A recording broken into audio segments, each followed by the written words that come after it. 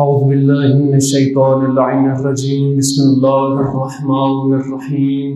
Be be Fatima بنت اسد نقل کرتی ہیں کہ جب ہم علی مولا کو لے کر گھر کی طرف آئے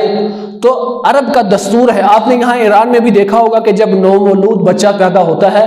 تو ایرانیوں اور عراقیوں کی روش ہے ایک کہ وہ اپنے بچوں کو یوں ہاتھ کر کے باندھ دیتے ہیں، پورا جسم ان کا لپیٹ دیتے ہیں، اور ان کا اس کے بارے میں نظریہ اور فلسفہ یہ ہے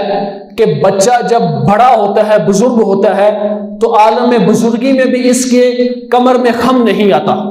یعنی جسے ہم کمر کی درد کہتے ہیں۔ تو بی بی فاطمہ بنت اسد نے بھی اپنے بیٹے کو لپیٹا ایک کپڑے میں۔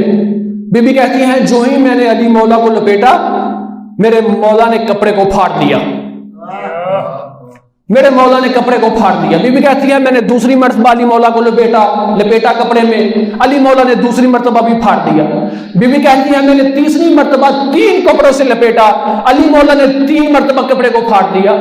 بی بی فرماتی ہے میں نے چوتھی مرتبہ علی مولا کو کپڑے میں باندھا، علی مولا نے 4 بار بھی، چوتھی مرتبہ بھی کپڑے کو پھاڑ دیا۔ بی بی فرماتی ہے میں نے 5 مرتبہ، 5ویں بار علی مولا کو کپڑے میں لپیٹا، لیکن علی نے 5 کپڑوں کو پھاڑ دیا۔ بی بی فرماتی ہے میں نے 6 ریشمی کپڑوں میں علی کو لپیٹا، علی نے 6 کے 6 کپڑوں کو چیر دیا۔ بی بی فرماتی ہے میں نے 7ویں مرتبہ جب علی کو 7 ریشمی کپڑوں میں لپیٹا اور 1 مرتبہ چمڑے سے علی کو لپیٹا، علی نے سارے کے سارے کپڑے پھاڑ دیے، چمڑے کی تہ بھی پھاڑ دی، اور ایک جملہ کہا یا امی خلینی انی وبسوس بربکم، اے میری والدہ میرے ہاتھ کھلے رہنے دے، میں اپنے رب کی عبادت کرنا چاہتا ہوں۔